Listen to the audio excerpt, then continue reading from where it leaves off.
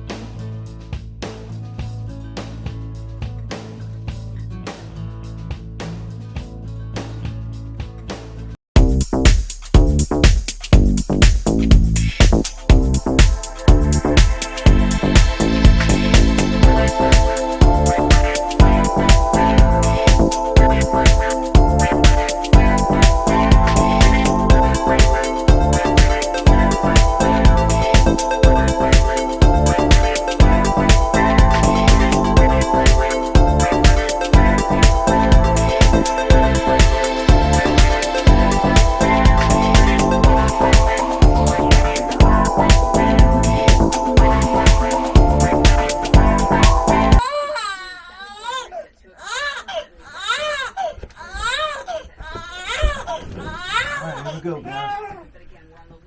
Okay, see somebody smelly. Some storms potentially strong during the opening hours as we head towards tomorrow morning. Come on. And we've learned new details on a double shooting in Shively that killed one person. It happened around 8 o'clock last night at the Wing Station on the corner of Crumbs Lane and Park Road Drive. Investigators told us that the shooting started after a fight between two male customers. Police reported that after the fight, officers found a 20-year-old man and a 16-year-old girl both shot. The man died at the hospital, and police say the girl is expected to survive. Right now, there are no suspects. Breaking overnight, Metro Police say a woman is dead after a car struck her near Preston Highway. It happened around this area around 10 Friday night on Preston Crossing Boulevard. Police told us the victim crossed the street outside of the crosswalk when a northbound car hit her. The name of the victim has not yet been released, and police have not said if the driver will face any charges. Meantime, federal charges could be coming for the armed man who was arrested outside the UK hospital on Thursday. This man, Hold on, we're gonna burp. We're gonna burp. Hold on. We'll burp. possession of a firearm by a convicted felon and 4 counts of use of a weapon. All right, let's burp. His arrest report says he was wearing body armor when he was arrested and had 2 handguns that were in his waistband. Police also say that they found 3 guns, 2 long-barrel guns, Better? ammunition, and 4 homemade explosives, all inside of his car. Carroll is in jail on a $150,000 bond. Okay, let's get your sister real quick, okay? And I'll get right back to you. For more charges. In other news, the Answer Coalition is hosting Hold on. Hold on. Just a second.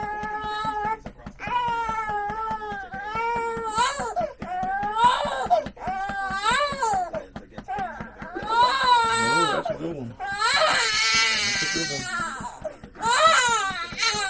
Okay. Okay, I'm coming. There you go. There you go. There you go. All right. There you go. Come on. Campaign of Kentucky is holding a rally for vote. All right. Last month, the country's military took control of the country, and since the coup, Myanmar cities have seen large daily protests demanding a return to civilian rule.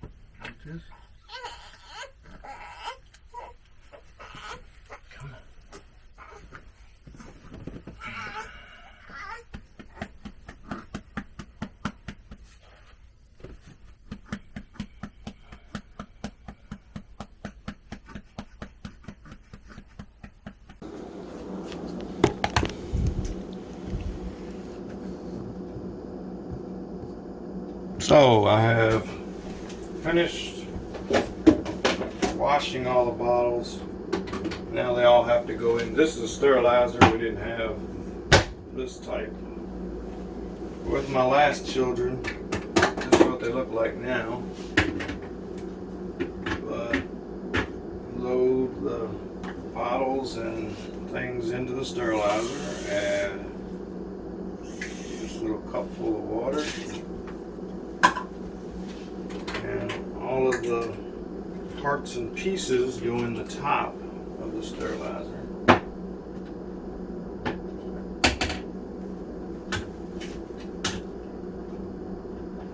Nipples and rings and caps, they all go in the top here.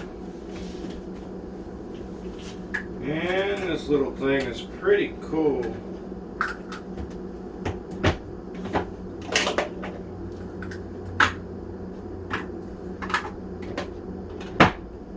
We used to have this metal rack, and I use a big metal pan and boil it on the stove to sterilize it. I guess they probably had these for a long time, but I haven't ever used one before now.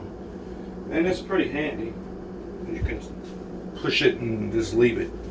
So I want to double check and make sure I got all my bottles.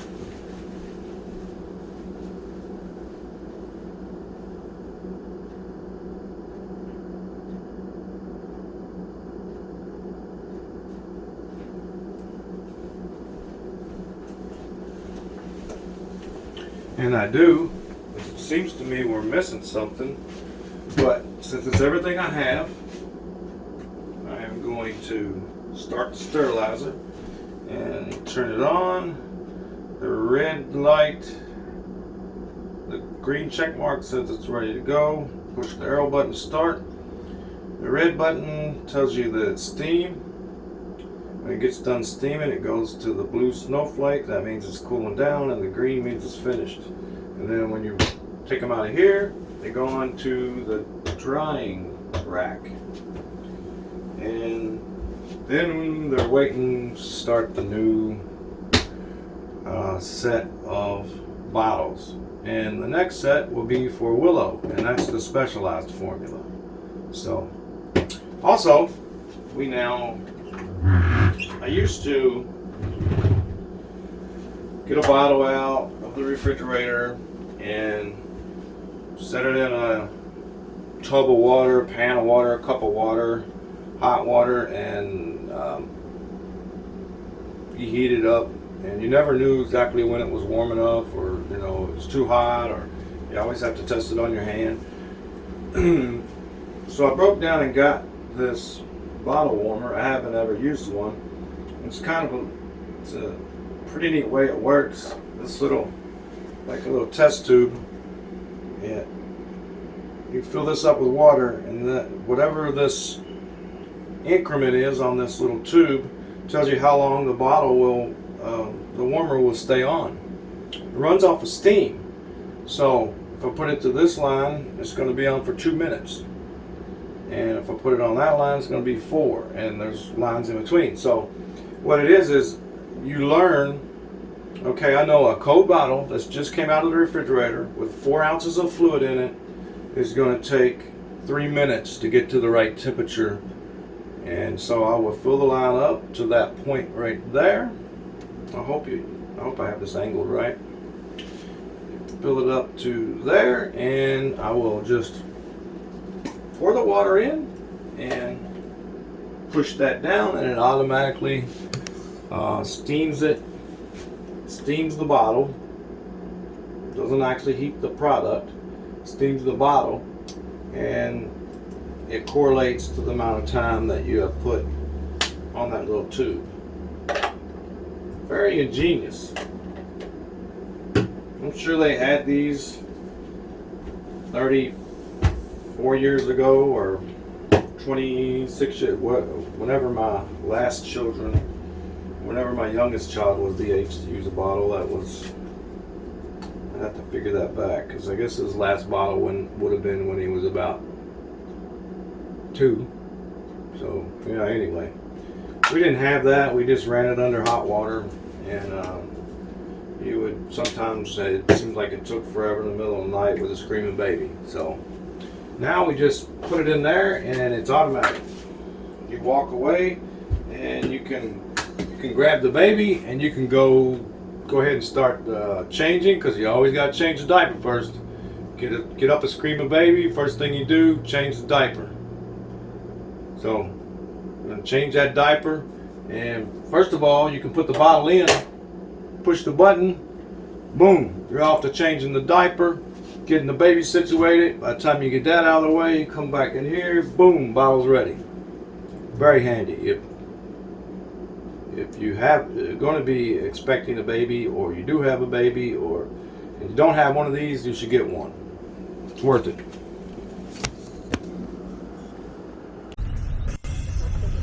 Okay. We are on a trip to Walmart today. We thought we'd take everybody, so we've already been inside. And let's take a look at everybody. Let's see. There's Scarlett. And we got Mom. And there's little Willow. And we got Easter baskets and stuff.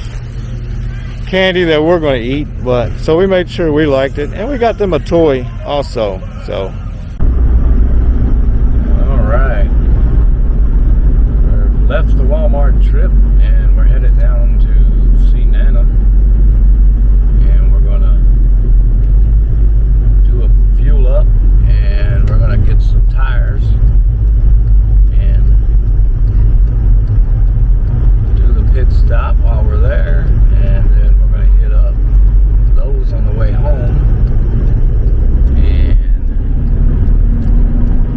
And one other place. So it's going to be a full day out today. And then possibly we're going to try to get things set up to get the grass cut today. So we're trying to do big things today. I don't know if it'll work out. We'll see how that works out. I don't know. But we're getting all this other stuff done early in the homestead. We can get the grass cut this evening, and I'm working on some content involving lawnmowers. So yeah, we got a big day. So we'll see what we can do.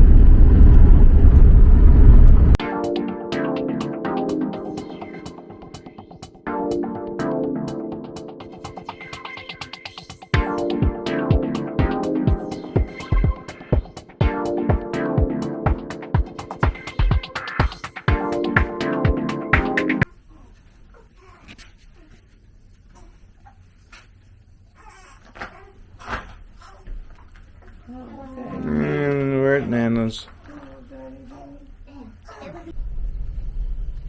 Okay, we're at Home Depot. Gonna try to find some paint and a little bit of I think I need a corner bead. So we're gonna look for that stuff, and I think this is our last stop. Try to get that grass cut today. Let's see what happens.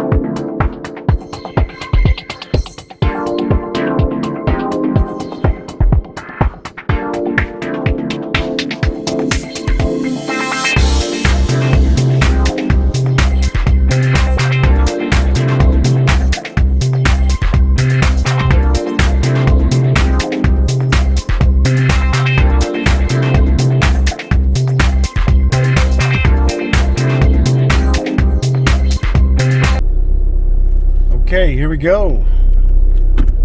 Just picked up all the materials, drywall, corner beads, drywall mud. We are going to be putting the closet back into the nursery. The closet that I turned into a bathroom. In order for a room to be a bedroom, it has to have a closet. So I need to put a closet back into that room.